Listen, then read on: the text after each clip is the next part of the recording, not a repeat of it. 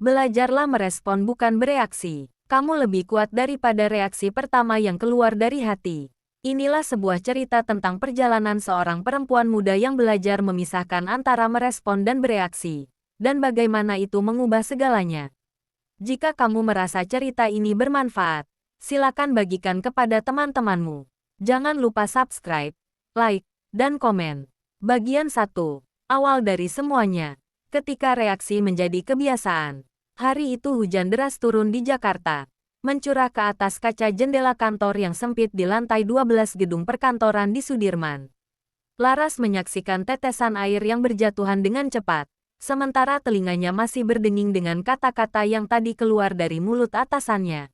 Bu Ratna, Laras, laporanmu ini sangat buruk. Kamu tidak memahami apa-apa tentang proyek ini. Sudah berapa kali aku ajarkan? Tanpa berpikir dua kali, Laras mengangkat kepala.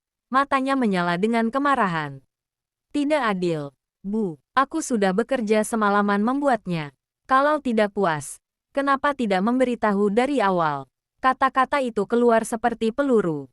Bu Ratna hanya menghela napas panjang, mengangkat tangan sebagai tanda menyerah. Baiklah, lakukan ulang. Besok pagi harus selesai. Kemudian dia berjalan keluar dari ruangan, meninggalkan Laras yang berdiri terengah-engah. Dada berdebar kencang, dan perasaan bersalah yang mulai menyebar di hatinya.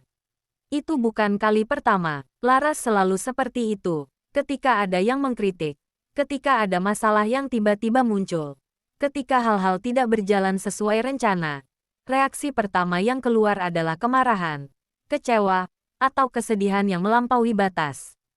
Dia seperti ember yang penuh air, satu sentuhan saja, dan semua air akan tumpah keluar tanpa bisa dikendali.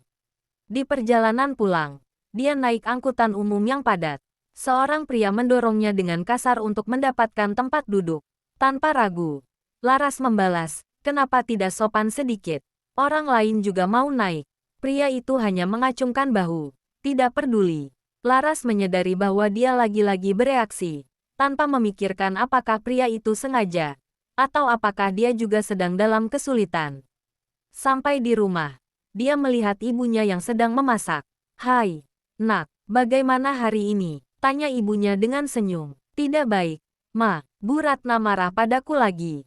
Aku juga marah balik. Aku benci ketika orang menyalahkan aku. Jawab Laras dengan nada yang kasar. Ibu Laras berhenti memasak, menghadapinya. Laras, sayang, kamu tahu tidak, bahwa setiap kali kamu bereaksi seperti itu, kamu menyerahkan kendali padahal kamu yang seharusnya memegangnya. Laras mengangkat bahu. Aku tidak bisa membantu, Ma. Itu terasa terlalu cepat, seperti ada api yang menyala di dalam diriku dan harus keluar segera.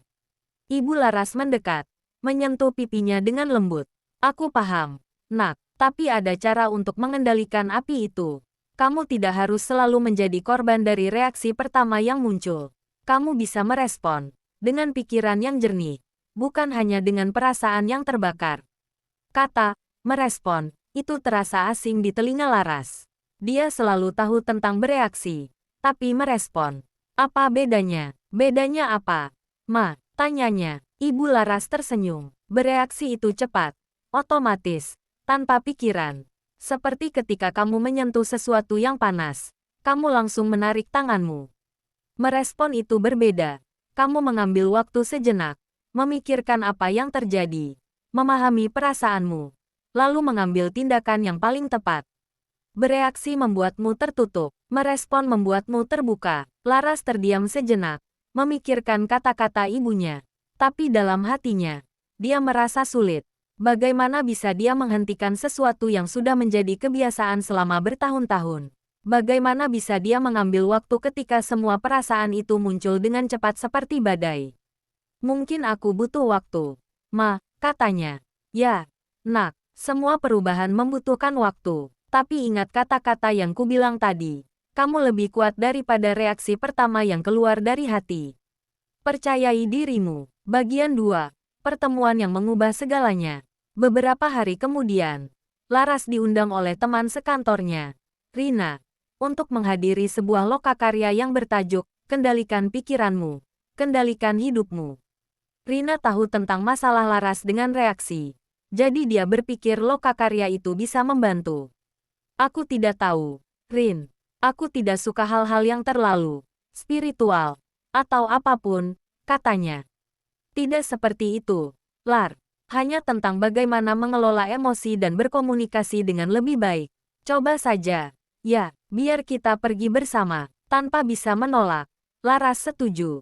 Hari Lokakarya tiba. Tempatnya di sebuah ruangan yang tenang di pusat kota, dengan cahaya alami yang masuk melalui jendela besar.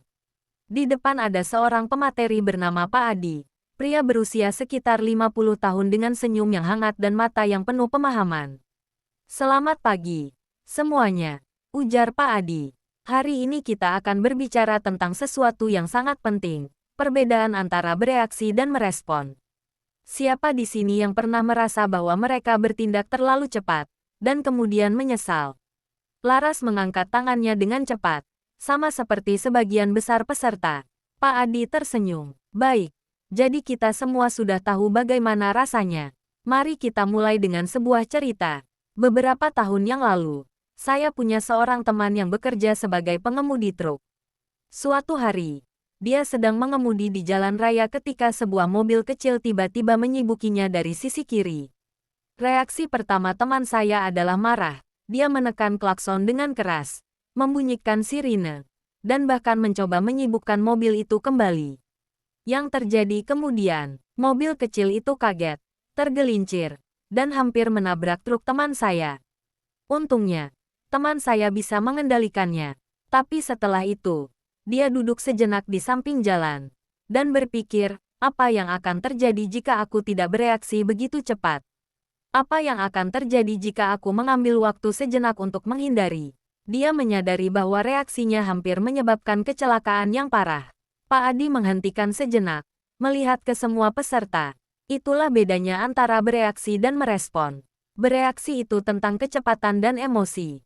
Merespon itu tentang kesadaran dan pilihan. Ketika kamu bereaksi, kamu tidak punya pilihan. Itu otomatis. Ketika kamu merespon, kamu memilih apa yang akan kamu lakukan selanjutnya. Kemudian, Pak Adi memberitahu mereka tentang langkah-langkah sederhana untuk belajar merespon. 1. Hentikan sejenak. Ketika ada sesuatu yang membuatmu marah atau tertekan, hentikan dirimu. Jangan berkata atau melakukan apa-apa segera. 2. Nafaskanlah. Ambil nafas dalam-dalam beberapa kali. Ini akan membantu menenangkan otak dan tubuhmu. 3. Kenali perasaanmu. Tanya dirimu, apa yang aku rasakan sekarang? Mengapa aku merasa begitu? 4. Pikirkan konsekuensi. Jika aku bertindak seperti ini, apa yang akan terjadi? Apakah itu akan membantu atau memperburuk situasi? 5. Ambil tindakan yang tepat. Setelah memikirkan semuanya, lakukan tindakan yang paling tepat dan bermanfaat. Laras mendengarkan dengan saksama. Langkah-langkah itu terasa sederhana, tapi dia bertanya-tanya apakah itu bisa bekerja untuknya. Setelah pematerian, ada sesi praktik. Pak Adi meminta dua peserta untuk berperan sebagai orang yang sedang berselisih. Seseorang memainkan peran orang yang marah karena pekerjaan yang tidak selesai, dan yang lain harus merespon dengan cara yang tepat. Laras melihat dengan kagum. Orang yang merespon tidak marah balik. Dia hanya mendengarkan, menegaskan perasaan dia, dan mencari solusi bersama. Situasi yang seharusnya memanas menjadi tenang dan produktif. Setelah lokakarya selesai, Laras mendekati Pak Adi. Pak, apakah benar-benar mungkin untuk mengubah kebiasaan bereaksi yang sudah lama? Aku merasa sulit. Pak Adi tersenyum. Tentu saja, Nona, semua kebiasaan bisa diubah. Asalkan kamu mau mencoba dan sabar. Ingat, perubahan tidak terjadi dalam sekejap. Itu butuh waktu, latihan, dan kesabaran. Tapi percayai dirimu, kamu bisa melakukannya. Dia memberinya selembar kertas dengan tulisan, kamu lebih kuat daripada reaksi pertama yang keluar dari hati. Laras melihat tulisan itu, dan ingat kata-kata ibunya. Dia merasa ada harapan. Mungkin, benar-benar mungkin, dia bisa belajar merespon bukan bereaksi. Bagian 3. Pertama kali mencoba, kesulitan dan harapan. Hari berikutnya, Laras kembali ke kantor. Dia membawa kertas yang diberikan Pak Adi di tasnya. dan berjanji pada dirinya sendiri untuk mencoba langkah-langkah yang dia pelajari. Begitu sampai di meja kerjanya, dia melihat email dari Bu Ratna. Laras, tolong datang ke ruanganku sekarang. Ada masalah dengan laporan yang kamu kerjakan ulang. Jantung Laras berdebar kencang. Rasa marah dan kecewa mulai muncul. Dia ingin langsung berdiri dan pergi ke ruangan Bu Ratna dan berkata apa-apa yang ada di hatinya. Tapi kemudian dia ingat langkah-langkah Pak Adi. Hentikan sejenak. Dia duduk diam selama beberapa detik. Nafaskanlah. Dia mengambil nafas dalam-dalam 3 kali. Kenali perasaanmu. Aku merasa marah karena Bu Ratna marah lagi. Aku merasa kecewa karena aku sudah bekerja keras. Aku merasa takut karena takut dia akan memecatku. Pikirkan konsekuensi. Jika aku marah balik, dia akan lebih marah. Dan situasi akan semakin buruk. Jika aku mendengarkan dan merespon, mungkin kita bisa menemukan solusi. Setelah itu, dia berdiri dan pergi ke ruangan Bu Ratna. Masih ada masalah dengan laporanmu, Laras, ujar Bu Ratna ketika dia masuk. Bagian analisisnya masih kurang jelas. Kamu tidak menjelaskan dengan baik bagaimana kita akan mencapai target. Laras merasa api itu ingin menyala lagi. Tapi dia menahan. Maaf, Bu. Aku sudah berusaha sebaik mungkin. Bisa Bu jelaskan lebih rinci bagian mana yang kurang jelas? Aku akan coba perbaiki. Bu Ratna terkejut melihat tanggapan Laras. Biasanya, Laras akan marah atau menangis. Tapi kali ini, dia tenang dan mau mendengarkan. Ya, tentu saja, katanya. Dia mulai menjelaskan bagian yang kurang jelas. Dan Laras mendengarkan dengan saksama, mencatat semua yang perlu diperbaiki. Setelah selesai, Laras berkata, "Terima kasih, Bu. Aku akan perbaiki secepatnya dan kirimkan lagi ke Bu." Bu Ratna tersenyum. "Baik, Laras. Terima kasih atas kerjasamanya." Ketika Laras keluar dari ruangan, dia merasakan perasaan lega yang luar biasa. Dia berhasil. Dia tidak bereaksi. Dia merespon. Meskipun itu sulit, dia bisa melakukannya. Dia membuka tasnya, melihat kertas yang diberikan Pak Adi, dan tersenyum. Kamu lebih kuat daripada reaksi pertama yang keluar dari hati. Benar, namun, perjalanan itu tidak selalu mulus. Beberapa hari kemudian, ada kesalahan lagi. Laras sedang bekerja pada proyek bersama dengan tim, dan seorang rekan kerjanya, Andi, membuat kesalahan yang menyebabkan proyek tertunda. Reaksi pertama Laras adalah marah. Dia ingin mengatakan, "Andi, apa yang kamu lakukan? Kamu mengacaukan semua hal." Tapi lagi-lagi, dia ingat langkah-langkahnya. Hentikan sejenak, nafaskanlah, kenali perasaanmu. Aku marah karena Andi membuat kesalahan. Aku khawatir proyek akan tertunda dan kita semua akan dimarahi. Pikirkan konsekuensi. Jika aku marah, Andi akan merasa bersalah dan tidak mau bekerja sama. Jika aku merespon, kita bisa mencari cara untuk memperbaiki kesalahan. Dia mendekati Andi. "Andi, aku melihat ada kesalahan di bagian yang kamu kerjakan. Ini membuat proyek tertunda. Kamu bisa jelaskan apa yang terjadi?" Andi melihatnya dengan malu. "Maaf, Laras. Aku terlalu tergesa-gesa dan tidak memeriksanya dengan baik. Aku sungguh menyesal." "Baiklah," katanya. "Kita tidak bisa mengubah apa yang sudah terjadi. Mari kita bekerja bersama untuk memperbaiki kesalahan ini secepatnya.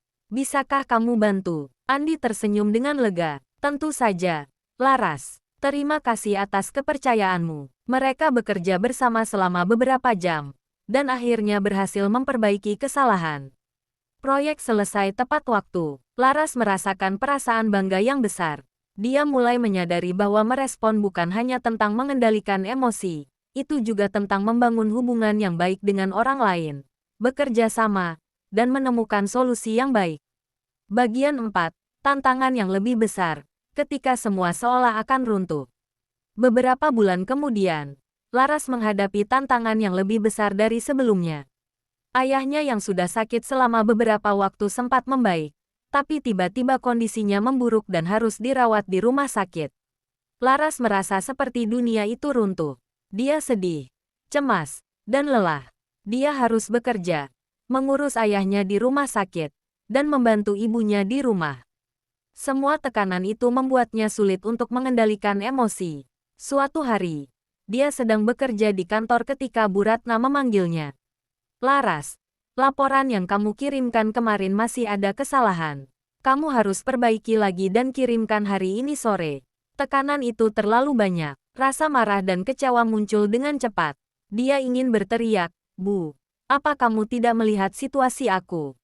Ayahku sakit di rumah sakit. Aku tidak punya waktu untuk memperbaiki laporan berkali-kali. Tetapi kemudian dia melihat kertas yang selalu dia bawa di tasnya. Kamu lebih kuat daripada reaksi pertama yang keluar dari hati. Dia ingat semua latihan yang dia lakukan. Semua kesuksesan yang dia raih. Dia tidak boleh menyerah sekarang. Hentikan sejenak. Dia duduk diam selama beberapa detik. Mata tertutup. Nafaskanlah. Dia mengambil nafas dalam-dalam beberapa kali. Mencoba menenangkan dirinya. Kenali perasaanmu. Aku sedih karena ayahku sakit. Aku cemas karena dia tidak membaik. Aku lelah karena bekerja dan mengurusnya. Aku marah karena Bu Ratna meminta aku untuk memperbaiki laporan lagi. Padahal dia tidak tahu situasi aku. Pikirkan konsekuensi. Jika aku marah, Bu Ratna akan marah dan aku bisa kehilangan pekerjaan. Jika aku memberitahu dia situasi aku, mungkin dia akan memahami dan memberiku waktu lebih banyak. Dia berdiri dan pergi ke ruangan Bu Ratna. Bu, maaf mengganggu. Tentang laporan. Aku akan perbaiki. Tapi mohon maaf jika terlambat sedikit. Ayahku sedang sakit di rumah sakit. Dan aku harus mengurusnya. Aku sudah bekerja semaksimal mungkin. Tapi aku merasa lelah. Bu Ratna terkejut mendengarnya. Dia tidak tahu bahwa ayah Laras sakit. Oh, Laras. Aku sungguh menyesal mendengarnya. Jangan khawatir tentang laporan. Kamu bisa mengirimkannya besok pagi. Dan jika kamu butuh cuti untuk mengurus ayahmu, silakan katakan saja. Kami semua akan membantumu. Laras merasa air mata ingin keluar. Dia tidak berharap Bu Ratna akan begitu memahami. Terima kasih banyak, Bu. Aku sangat menghargainya. Ketika dia keluar dari ruangan, dia merasakan perasaan lega dan terharu. Dia berhasil merespon meskipun tekanannya sangat besar. Dia menyadari bahwa ketika kamu terbuka dan jujur dengan orang lain, mereka seringkali akan lebih memahami dan membantu. Di rumah sakit, dia melihat ayahnya yang sedang tidur. Dia duduk di samping tempat tidur, menyentuh tangannya. Ayah, aku sedang belajar merespon bukan bereaksi. Dan hari ini, aku berhasil melakukannya meskipun semua hal terasa sulit. Aku harap ayah cepat sembuh, agar aku bisa menceritakan semua hal ini padamu dengan lebih jelas. Ayah Laras sedikit membuka mata, melihatnya dengan matanya yang lemah tapi penuh cinta. Sayangku, aku selalu tahu kamu kuat. Kamu bisa melakukannya. Kemudian dia menutup mata kembali. Tidur nyenyak. Laras menangis senang. Kata-kata ayahnya memberi kekuatan padanya yang luar biasa. Dia tahu bahwa dia tidak sendirian dalam perjalanan ini. Dia punya keluarga yang mendukungnya, teman yang peduli, dan atasannya yang mulai memahaminya. Beberapa hari kemudian, kondisi ayah Laras mulai membaik. Dia bisa bangun dari tempat tidur, berbicara dengan lebih jelas, dan bahkan makan sendiri. Laras merasa lega dan senang. Dia menghabiskan banyak waktu di rumah sakit, menemani ayahnya, dan menceritakan semua hal yang terjadi di kantor, termasuk bagaimana dia belajar merespon bukan bereaksi. Aku senang mendengarnya. Nak, kata ayahnya, kamu tahu tidak, bahwa ayah juga pernah seperti kamu. Kadang-kadang, reaksi pertama yang keluar adalah kemarahan. Tapi kemudian, ayah belajar bahwa merespon lebih baik. Karena ketika kamu merespon, kamu bisa mengendalikan situasi, bukan sebaliknya. Laras mendengarkan dengan saksama. Dia tidak pernah tahu bahwa ayahnya juga mengalami hal yang sama. Bagaimana ayah belajar? Pak, ayah belajar dengan banyak kesalahan. Nak, banyak sekali kesalahan. Tapi setiap kesalahan adalah pelajaran. Ayah belajar untuk mengambil waktu, memikirkan, dan kemudian bertindak. Dan kamu juga bisa melakukannya. Percayai dirimu. Kata-kata ayahnya membuat Laras semakin yakin. Dia tahu bahwa perjalanan ini masih panjang, tapi dia siap menghadapinya. Bagian 5. Perubahan yang terasa dalam diri dan hubungan. Seiring waktu, perubahan mulai terasa dalam diri Laras. Dia tidak lagi merasa terjebak oleh emosinya. Dia bisa melihat situasi dengan lebih jernih. memahami perasaan dirinya dan orang lain, dan mengambil tindakan yang tepat. Di kantor, hubungan dia dengan rekan-rekan kerjanya menjadi lebih baik. Dia tidak lagi sering berselisih dengan mereka. Sebaliknya, dia lebih mau mendengarkan, bekerja sama, dan mencari solusi bersama. Bu Ratna mulai mempercayainya lebih banyak, dan bahkan memberinya tanggung jawab yang lebih besar dalam proyek. Saya senang melihat perubahan padamu, Laras, ujar Bu Ratna satu hari. Kamu lebih tenang, lebih fokus, dan lebih produktif. Saya bangga dengan kemajuan yang kamu capai. Laras tersenyum. Terima kasih, Bu. Semua karena nasihat Bu dan orang lain yang mendukungku. Di rumah, hubungan dia dengan orang tuanya juga menjadi lebih erat. Dia lebih mau berbicara dengan mereka, membagi masalah dan kegembiraannya. Ibu Laras sering berkata bahwa dia bangga dengan putrinya yang tumbuh menjadi orang yang lebih kuat dan bijak. Salah satu hari, Laras bertemu dengan Rina di kafe. Rin, terima kasih banyak sudah mengajakku ke lokakarya itu. Tanpa itu, aku tidak akan pernah belajar merespon bukan bereaksi. Rina tersenyum. Sama-sama, Lar. Aku senang melihat kamu menjadi lebih bahagia dan tenang. Kamu benar-benar berubah. Ya, aku merasa berbeda, katanya. Sebelumnya, aku merasa seperti aku hidup dalam kegelapan, selalu terkejut oleh reaksi diriku sendiri. Tapi sekarang, aku merasa seperti ada cahaya yang menyinari jalanku. Aku bisa melihat apa yang terjadi di sekitarku, dan membuat pilihan yang tepat. Mereka bicara lama tentang banyak hal, tentang pekerjaan, keluarga, dan masa depan. Laras merasa senang memiliki teman seperti Rina yang selalu mendukungnya. Bagian 6. Tantangan baru. Ketika perjalanan masih berlanjut, tidak lama setelah itu, Laras menghadapi tantangan baru. Perusahaan dia bekerja mendapatkan proyek besar yang sangat penting. Bu Ratna menunjuk dia sebagai pemimpin tim. Laras merasa senang, tapi juga cemas. Dia tidak pernah menjadi pemimpin tim sebelumnya. Dia takut tidak bisa melakukannya dengan baik. Takut membuat kesalahan. Takut rekan-rekan kerjanya tidak akan mendukungnya.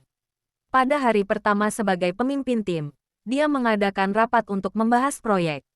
Semua anggota tim hadir, termasuk Andi yang pernah membuat kesalahan sebelumnya. Laras mulai menjelaskan rencana proyek.